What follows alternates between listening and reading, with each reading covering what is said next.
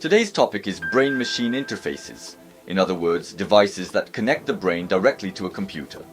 How do you imagine a state in which your brain is connected to a computer?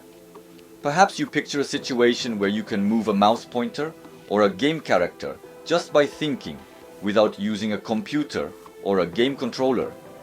Like having telekinetic powers, right? In reality, Neuralink, a company developing this brain-machine interface, has successfully connected a monkey's brain to a computer. They enabled the monkey to play a game solely by thinking. So, what kind of company is Neuralink? It was founded in 2016 by Elon Musk. Their goal is to create a direct brain interface that allows humans to coexist closely with AI. Now, let's take a look at the BMI, brain-machine interface that Neuralink is developing. The BMI device is about 1 centimeter in diameter. A hole just large enough for that device is drilled into the skull, and the BMI is implanted. The device contains a battery, Bluetooth, and wireless charging capability. They use a specially developed surgical robot to carefully connect electrodes to the brain. Because the BMI can be connected to any part of the brain, they say it can approach all of the brain's functions. According to Elon Musk, even without an optic nerve, it can restore vision. He says that theoretically, any brain issue can be solved, including restoring limb function. By connecting to the motor cortex and attaching macro control devices to muscle groups, it could completely cure patients with quadriplegia. And those quadriplegic patients would be able to walk around normally, eventually becoming even more capable than normal, he claims. Neuralink could theoretically become a device that can solve any brain-related problem. For example, it could detect seizures in real time and neutralize them with electric pulses, completely stopping severe epileptic seizures. Elon Musk has also mentioned the following. People who lose the ability to speak due to a stroke can be cured. Even if they lose the ability to move their muscles, that can be fixed. He says it may even be possible to restore memories lost to old-age Alzheimer's. Think of it as repairing or replacing broken circuits in the brain. Since everyone faces various difficulties in life, there will always be a demand for Neuralink. Also, as Neuralink is put to use for treating such brain function disorders, its capabilities will improve further, increasing the update speed between the brain and the device, allowing more effective connections. And the range of what Neuralink can expand or repair will continue to grow wider and wider. It might be a bit of a leap, but I already feel like smartphones are becoming part of our bodies. Some people say they feel as if they've lost a part of their body without one. In that sense, we are already cyborgs, or in essence, humans and AI are on their way to becoming symbiotic organisms. The difference between Neuralink and a smartphone is simply the data transfer speed between humans and electronics. For example, when you output to a smartphone, you're operating it with your fingers. Even at best, this is only about 100 bits per second. Since Japanese requires at least 16 bits per character, even someone who inputs extremely fast can only manage about 6 characters per second. Meanwhile, the data transfer rate between a computer CPU and memory we're already using has reached 100 terabits. There's a difference of 1 trillion times there. This speed gap is what will fundamentally change our concept of equipment. To summarize up to this point, the devices we create are evolving from things we wear to things we live symbiotically with. And the condition for that is high-speed communication. Elon Musk describes today's AI like this. Computers already have processing speeds 1 million times faster than the human brain.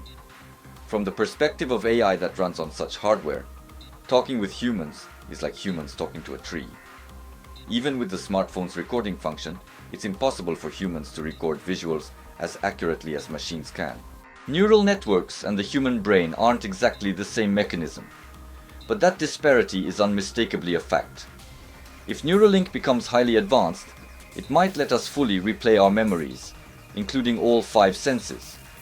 In other words, recall them perfectly. Naturally, it could also replay the excitement or sadness you felt at the time, and even allow you to edit those memories. AI is realized through a mechanism called a neural network. A neural network is a processing model modeled on the human brain, so the two are very similar. Of course, similar is like the relationship between fish and submarines, or birds and airplanes. They do the same things, but by different mechanisms.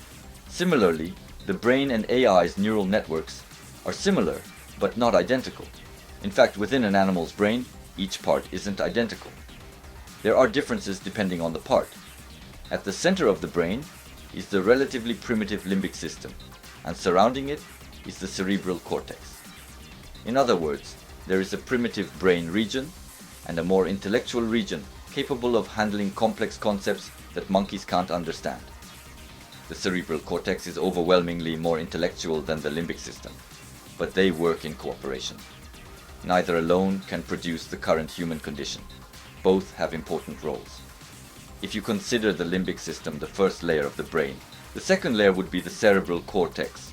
In reality, there are finer classifications like the cerebellum or neocortex, but essentially over the course of evolution, the brain has expanded by adding newer, more intellectual or different kinds of regions. Viewed this way, the AI connected via Neuralink could be considered a third layer that's being added to the brain. If we think of it like that, the AI connected through BMI would be vastly more intelligent than the cerebral cortex. As a third layer, it could coexist with the other two layers. If you connect AI to a monkey's brain with Neuralink, you might create a monkey with high cognitive abilities, capable of complex thoughts and concepts. In reality, I think that possibility is extremely high. We humans communicate with other people, and the organs within our bodies communicate with each other as well. Moreover, it's not just other people or organs. We also communicate with devices like televisions, air conditioners, smartphones, and so on. For instance, when we convey complex ideas to someone, our brains work hard to encode those ideas into words. This process compresses a massive amount of information, the complex ideas, into a smaller, more abstract form, language. But a lot of information is lost in that stage. Then, the listener receives those compressed words and interprets them, decompressing the idea in their own mind. However, this process is irreversible. Information lost during compression cannot be fully restored. Therefore, the idea conveyed is inevitably incomplete. That's why sometimes what you want to say doesn't get across. Organs like our arms and legs, which we move without thinking, don't require compression in communication. They are part of ourselves. But talking to other people or operating machines, those forms of communication require compression. So that's not me, in a sense. If you could connect with another person via Neuralink and transmit your ideas exactly as they are, you would achieve perfect mutual understanding. There'd be no chance of misunderstanding. Certainly, if the data transfer rate becomes high enough that you can send what you want to communicate without compressing it, that's undeniably convenient and efficient. But let's think about it. If communication requires no compression while you are connected and communicating with someone else, doesn't that mean the other person becomes you? If consciousness arises from the collective thinking of many neural cell groups spread across multiple areas of the brain, including organs like the heart, then when you're communicating with someone via Neuralink, the two of you may share a single consciousness in that moment. That's exactly like the Borg Collective in Star Trek. If you don't get the reference, look up Borg Collective. Even if you don't share a common spoken language, say talking to a foreigner, you'd be able to directly share ideas with no problem, and in an instant. Back to the main topic. Neuralink says they will first dedicate themselves to treating brain disorders. When asked, how long until humans no longer need to speak? Elon Musk answered that, with the current accelerating development, he thinks it could be 5, maybe 10 years. After that, we'd be able to save our current brain state, like in a game. And from a physics standpoint, it'd be possible to transfer that saved brain state into another body. For the first time in history, we humans may face an era where a system other than ourselves knows more about us than we do. Regarding Neuralink, the topic many people are curious about is VR full dive, which would recreate all our senses, including the 5 senses, in a VR space. With Neuralink, the VR full dive considered very difficult until now, might be realized sooner than expected. There are several reasons why VR full dive is considered difficult, but one of the biggest hurdles is the technology required to physically shut out our primary sensory inputs, like vision, hearing, and touch. No matter how realistic the visuals are through a VR headset, or how well we develop devices to recreate smells, external sounds, smells, and the feeling on our skin get in the way. And there's nothing we can do about the sensation of gravity. However, if you use BMI from Neuralink to directly instruct the brain to change the priority of incoming data, you could filter out stimuli from the five senses, effectively cutting off external information. For example, when you're deeply focused on something, you sometimes can't see or hear what's around you, right? That's the brain blocking information. The brain has a function to preemptively discard information it deems unnecessary at that moment. In the AI field, this is called attention-based processing. Just like humans, once AI was given the ability to focus or pay attention based on the situation, its functionality improved dramatically. Rapid advancements in facial recognition and text analysis to a practical level owe a great deal to incorporating this attention concept. Let's get back to VR full dive. By utilizing the mechanisms for focus and attention, the brain can selectively block incoming info from the five senses as needed, and then, by sending images directly to the cerebral cortex, the VR space would be recognized by the brain as a real experience. That is, a full dive. Neuralink first tackled making BMI, the brain-machine interface, a reality. Implanting a device into the brain involves tremendous technology and risk. Highly advanced surgery is necessary, something only robots can do, where electrodes on the micrometer scale are connected accurately to the brain. On April 9, 2021, Neuralink demonstrated that a monkey implanted with a brain chip could play a game using only its mind. While the monkey plays, the implanted device records neural information, learning which neural activity corresponds to which movement, and eventually predicting it. When you see the situation where the monkey is apparently moving a mouse or keyboard just by thinking, you might think Neuralink's BMI lets you move objects just by thinking. But this is just an experiment in the process of development. In reality, there's probably no real need to operate a computer or game completely hands-free. And with Neuralink, you don't actually need a display in the first place. If your goal is just to move a computer pointer, it's much easier to use a mouse or keyboard. A world with Neuralink. So what changes will occur in medicine when Neuralink exists in our world? One transformation lies in medical technology for brain disorders. Historically, there have always been substances or drinks that influence our mental state or mood, like coffee, alcohol, or tobacco. People also developed medications from plant extracts that act on the nervous system. Outside of a medical context, they're called narcotics. But such nerve-affecting drugs are widely used in medicine. Morphine, for instance, plays an important role in medicine, and narcotics or alcohol can temporarily relieve pain that would otherwise be unbearable. Some psychotropic drugs are basically the same substances as narcotics, and yet they're widely distributed in society. These drugs can incidentally lead to recovery, but they don't directly cure the condition. They're primarily used to help avoid pain or distress in the moment. But alcohol and drugs are tricky to handle, since they might ease pain or suppress symptoms, but often affect other areas in significant ways beyond the intended purpose. Moreover, nearly none of them act conveniently on the body. In other words, there's no such thing as a perfect drug.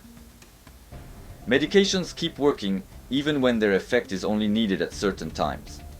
So they're tricky to handle, their effects are limited, and most of them don't have direct therapeutic power.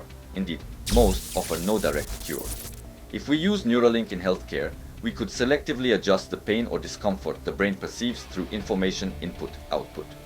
With Neuralink, you can monitor the real-time state of the brain and body and deliver precisely targeted stimulation where it's needed, when it's needed, so it's easy to imagine the side effects would be far fewer than with drugs.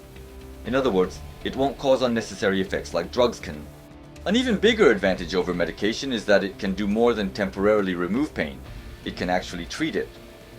By delivering electrical stimulation from Neuralink to the brain, an AI can observe symptoms and adjust in real time.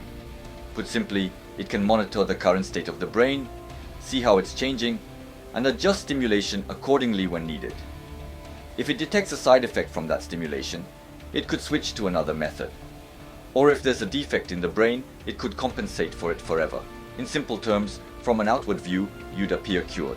This would be a huge revolution in medicine, because any problem in your body could be immediately resolved. Moreover, with Neuralink, it's not so much a treatment as it is the AI replacing or supplementing the function that's failing. So once the problem is solved, it won't occur again. Neural lace and cyberization. Elon Musk uses the term neural lace to describe a technology that fundamentally changes how humans can coexist with AI. He shares his vision like this. AI, being a robot, had difficulty reading backgrounds or contexts. But in the case of neural lace, it's human brain plus AI, so it can exhibit intelligence never seen before. When neural lace becomes a reality, people might lose their jobs to AI in one sense, but with everyone at the same boosted brain level, it'll cause a new kind of job competition. For humans, who evolved using our brains, this is the dawn of a new era of further evolution. In other words, current AI exceeds human intellect in certain specialized areas, but it still can't act or think like humans do in the more animalistic, primitive fields of cognition. But if you link AI to the human brain through Neuralink as a third layer, in the same way the limbic system and the cerebral cortex complement each other, the existing human brain and AI will coexist or interlink, functioning almost as if they were one. Human evolution, which was thought to have plateaued, may move into an era where humans have even more advanced brains, a new kind of humanity. So what will life look like when neural lace is realized? Let's think about it. Comparing it to the cyberization in the manga Ghost in the Shell might spark the imagination. If Neuralink becomes practical in 5 to 10 years, then maybe in 15 or 20 years, we'll see this future. You wake up in the morning. Since AI is integrated with your brain, it functions perfectly even while you sleep. At the exact time you've decided to wake, the AI prompts your brain to secrete wakefulness chemicals, so you're fully alert the moment you open your eyes. While you were sleeping, the AI finished analyzing your condition and schedule to predict the day's activities. So the moment you wake up, you already understand the conclusions it reached. You don't have to ask the AI or see any displayed text. You certainly don't need glasses or contacts to read messages or anything like that, because it's the same as thinking or remembering inside your head. You don't need any device to display text or images. Important news and other necessary information is always being downloaded, screened, and sorted by the AI, which continuously stores it. This means that anything the AI learns or remembers is the same as you yourself learning or remembering. So the moment the AI has downloaded and recorded something, it's as if you have already understood it. Next, you change into the clothes prepared by your household robot. You look forward to this every day. Most of your work happens in a VR space. Of course, you're not wearing a headset. Wherever you are, whatever you're doing, you can relax and work. In fact, while you're fixing your hair or brushing your teeth after waking up, the AI is controlling your body on auto cruise, and you yourself might already be working in VR a few seconds after waking, or maybe you're watching anime instead. At this time, for me, eating and simple actions such as moving it is outside of our conscious awareness and is handled by AI. This is similar to how we breathe or walk. When we're deep in thought, we don't stop breathing, nor do we consciously think, right foot, left foot, as we walk. It's the same concept. AI handles tasks that don't require conscious effort.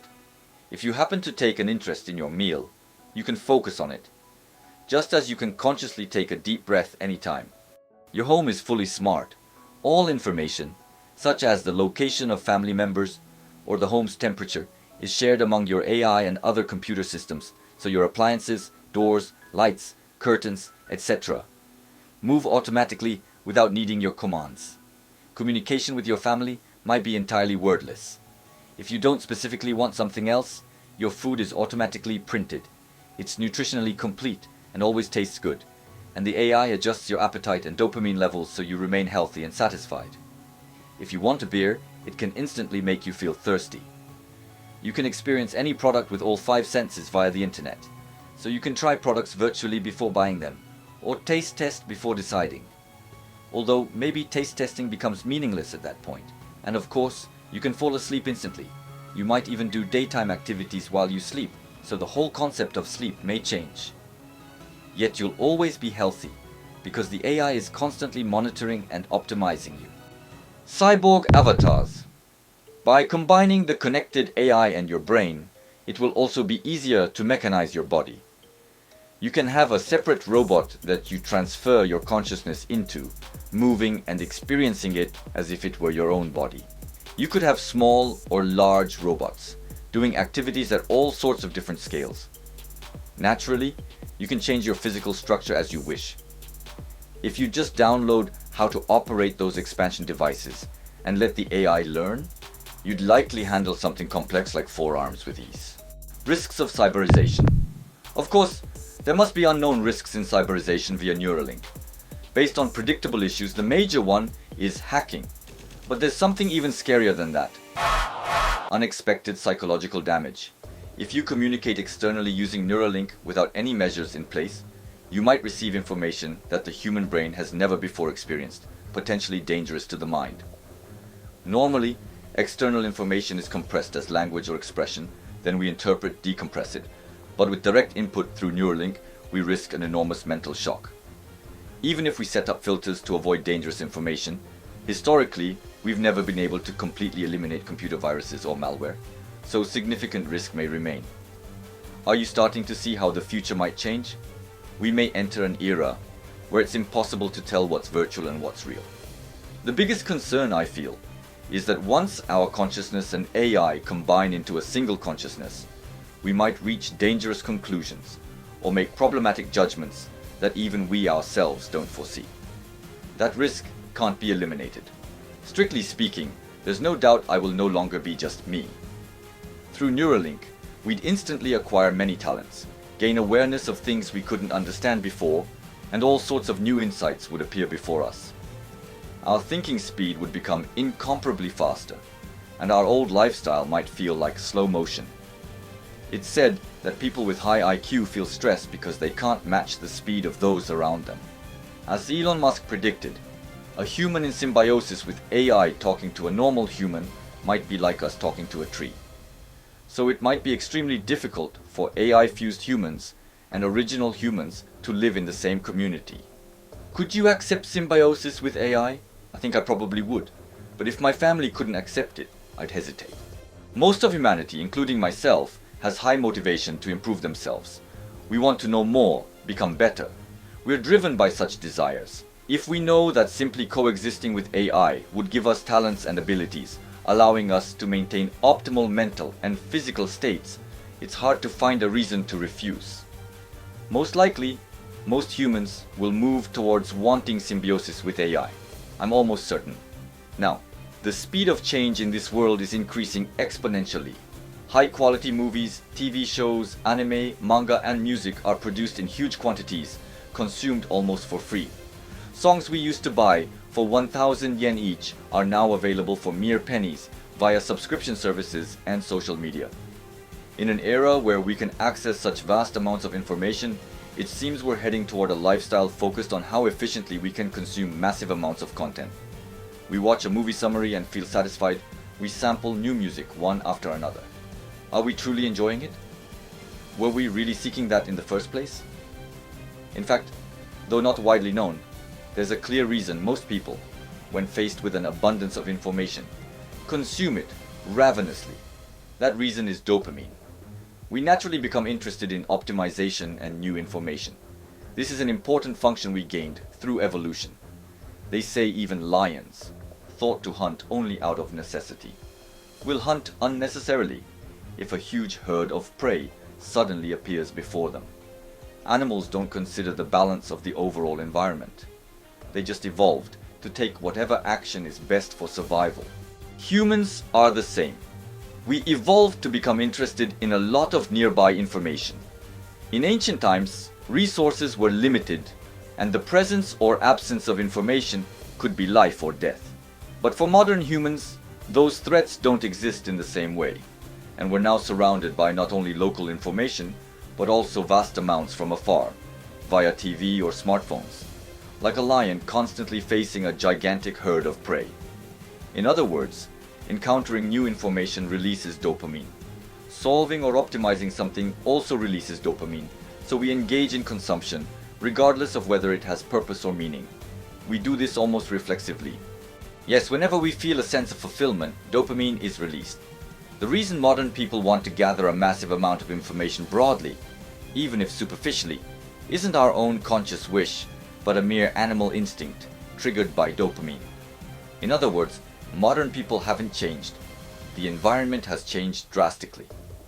And because humans no longer evolve through natural selection or survival of the fittest, this is just an abnormal situation caused by an information society beyond our control, an unpredictable accident, you might say.